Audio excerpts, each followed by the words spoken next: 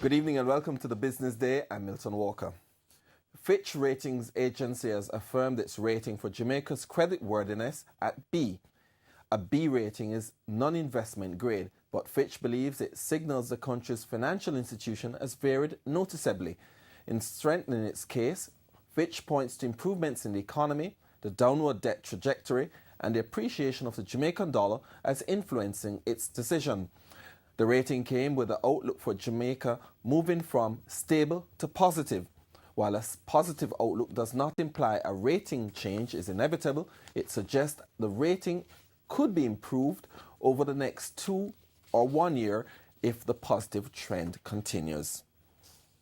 Currency trading ended today with the US dollar selling for $125.60. The Canadian dollar is selling for $102.12.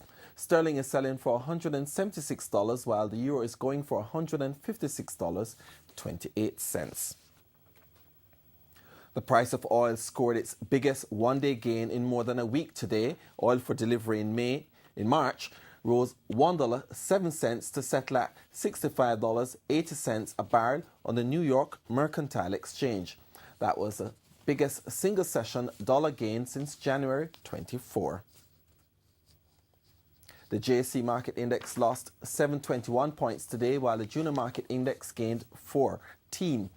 The winners of the day included Berger Paints, Derrimont Trading, Fosrich, Jamaica Producers, Kingston Wolves, Lasco Manufacturing, Proven Investments, Scotia Group, and T-Tech. On the losing end were Access Financial, CAC 2000, General Accident, Maber Investments, Radio Jamaica, Supreme Ventures, and the Wisynco Group.